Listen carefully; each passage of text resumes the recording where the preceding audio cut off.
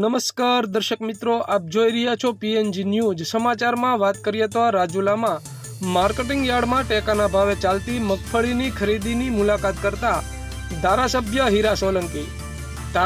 હીરા સોલંકીએ મગફળીની ખરીદી દરમિયાન નિરીક્ષણ કરી ખેડૂતોને તકલીફ ન પડે તે માટે સૂચના અપાઈ। હાલ માર્કેટિંગ યાર્ડમાં 2550 જેટલા ખેડૂતોએ રજીસ્ટ્રેશન કરાવ્યું છે।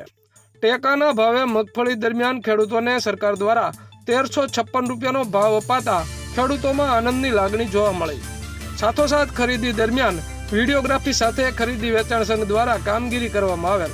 ધારાસભ્યએ ખેડૂતો સાથે પણ મુલાકાત કરી ચર્ચા વિચારણા કરી હતી।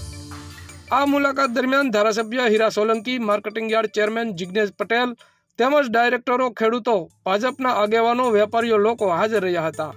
Reporter Sanjay Salkana, PNG news, Rajula. Marketing yard વર્ષોથી આપણે સૌ જોઈ રહ્યા છીએ, એમાં પારદર્શક રીતે કામ કરતી હોય અને આજે જ્યારે હું મુલાકાત લેવા આવ્યો છું ત્યારે ટેકાના ભાવથી જે ખેડૂતો અને જે મગફળીના ટેકાના ભાવથી જે ખરીદી કરી રહ્યા છે સરકારશ્રી, હું સરકારશ્રીનો આ તકે ખૂબ આભાર માનું છું।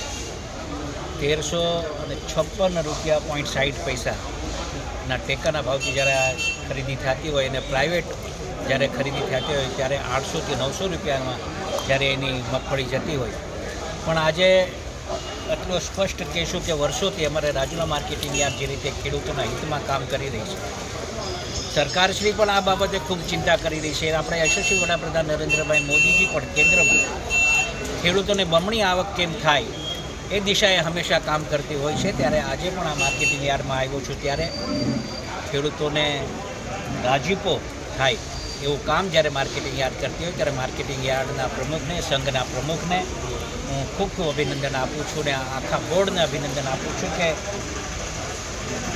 જે રીતે ખેડૂત પહેલાં આવ્યો હોય પારદર્શક રીતે જે કામ થાય છે અને વિડીયોગ્રાફિક રીતે કામ થાય છે એ બહુ મહત્ત્વનું હોય છે।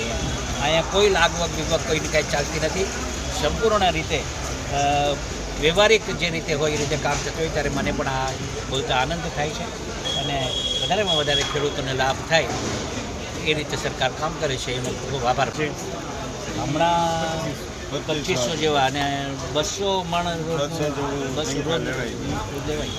થેન્ક યુ ભાઈ, થેન્ક યુ। તાલુકો રાજુલા, નામ મારું કરશનભાઈ જાળવંદરા।